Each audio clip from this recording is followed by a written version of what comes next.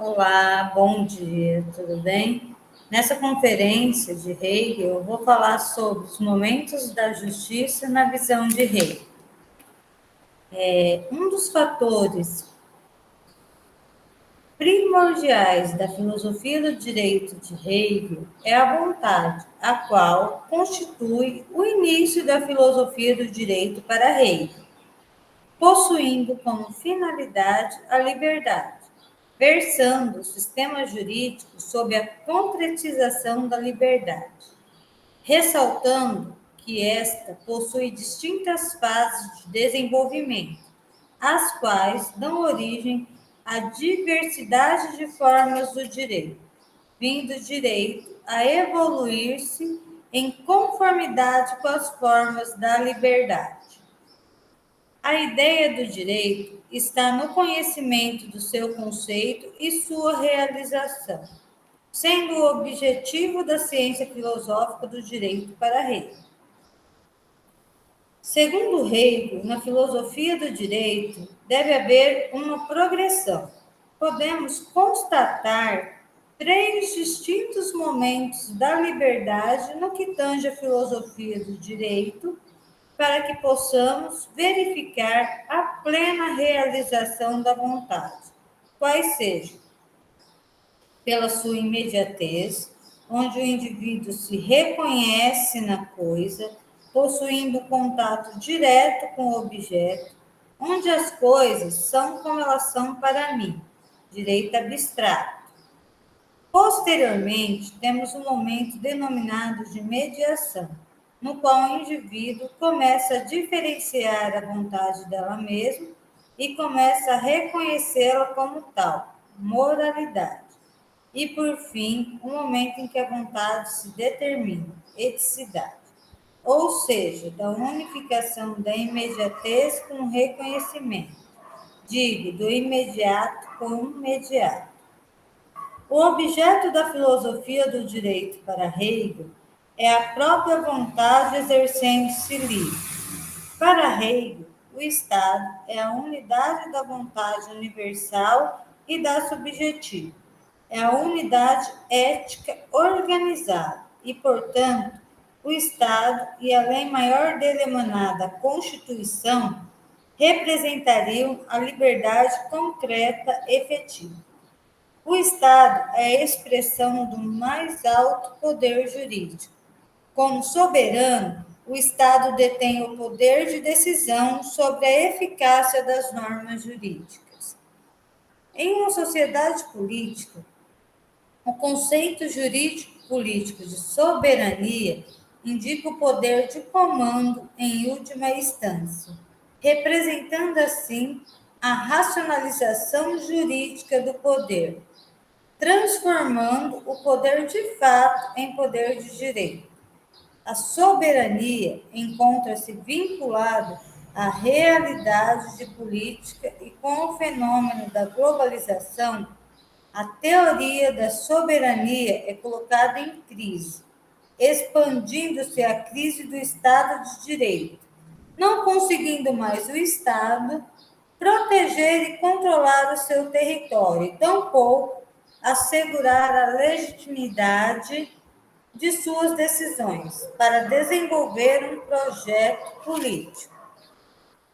Para Hegel, o homem, como ser natural, é instável e arbitrário, sendo às vezes conduzido por impulsos e forças que o dominam, e somente com a razão, com a racionalidade, é capaz de assinalar aquilo que de fato é essencial. E sendo assim, para compreendermos perfeitamente a realidade peculiar do ser humano, precisamos compreender o movimento geral do ser, que transita na esfera da natureza, da contradição. Pertinente à filosofia do espírito, Hegel se afasta das especulações metafísicas e readquire seu equilíbrio, tratando da história humana, propondo-se a rever os problemas da relação entre o cidadão e o Estado. O pensador analisa, a princípio, o espírito subjetivo, aquele em que o sujeito se reconhece como sujeito e cresce no trabalho que realiza sobre si mesmo e sobre o mundo.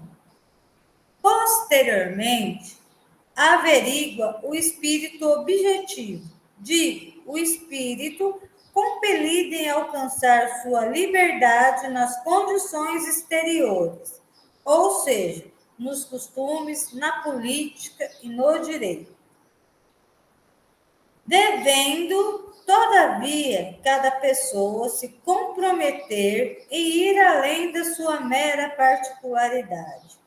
No âmbito do direito, as pessoas começam a assegurar a sua liberdade através do direito de propriedade, ou seja, por meio da apropriação particular das coisas, a qual satisfaz uma necessidade, no entanto, continua abstrata e formal.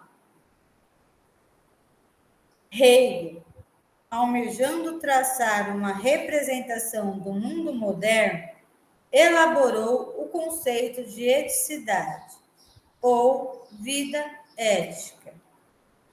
De acordo com sua postura dialética, inserindo a sociedade civil como um momento próprio da totalidade social moderna.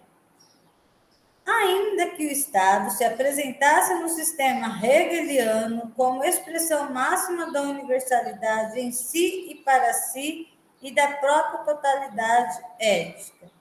Para ele, a sociedade civil deveria ser inserida como mediadora entre o particular e o universal, entre o indivíduo e o Estado, entre o privado e o público, acreditando ter descoberto com essa mediação cumprir a tarefa que a sua filosofia política se propusera, a conciliação entre a liberdade individual surgida na modernidade e transformada no principal valor do liberalismo e a reconstrução de uma ordem social fundada na prioridade do público, do universal sobre o privado. Apartando-se do conceito de vontade individual de cunho liberal, Hegel adere ao conceito de vontade geral, mas sintonizado com os princípios do seu sistema filosófico, conferindo a tal conceito uma base objetiva e não mais subjetiva, como fazia o justnaturalismo.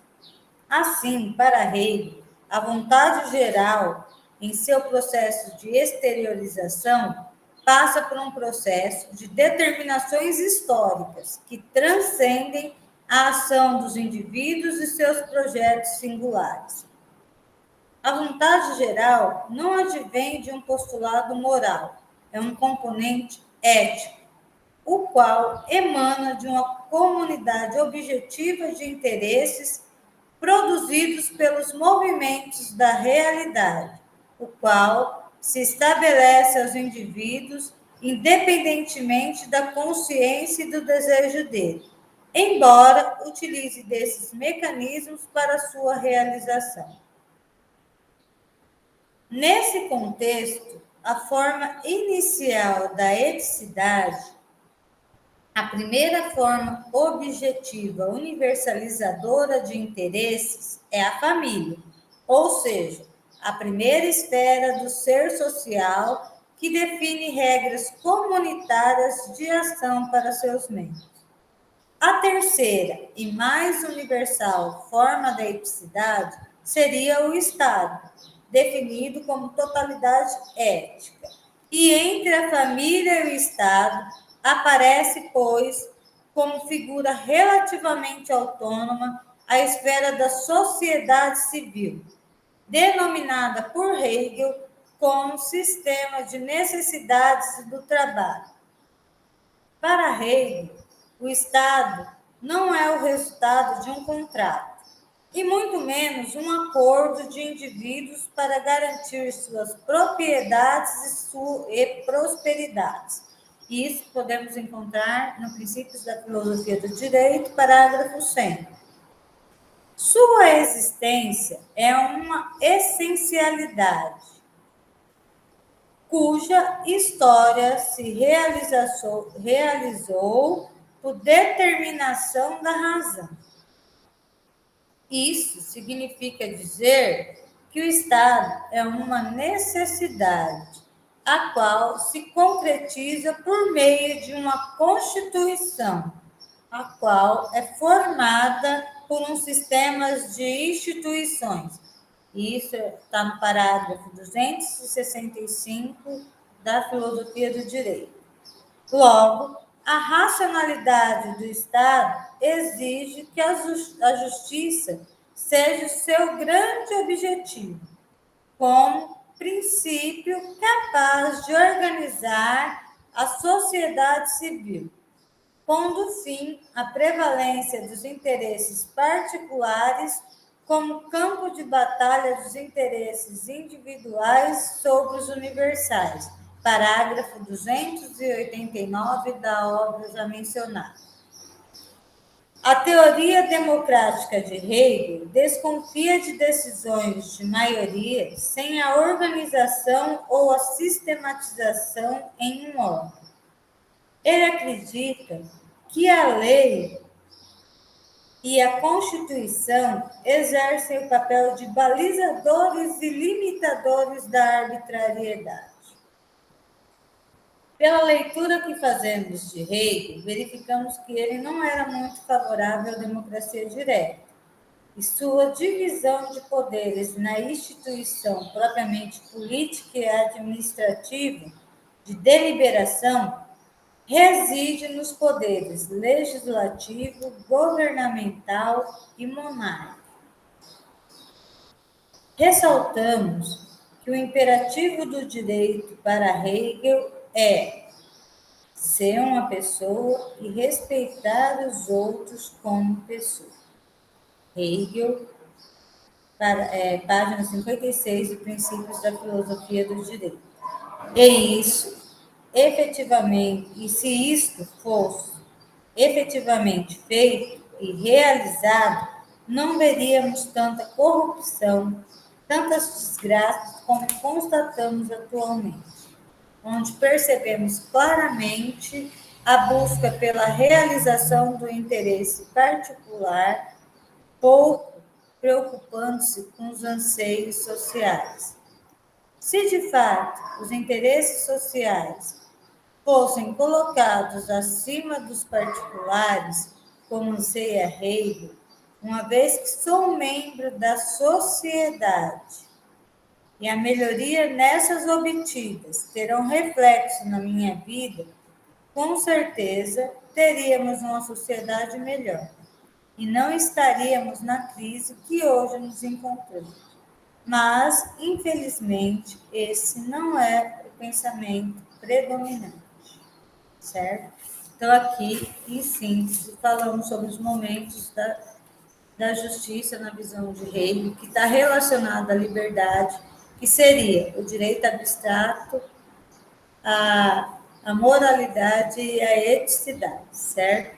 E isso faz parte de um trabalho que eu fiz de mestrado na Unesp de Marília, tá bom? Onde eu falei da administração da justiça. Um abraço a todos e um bom feriado.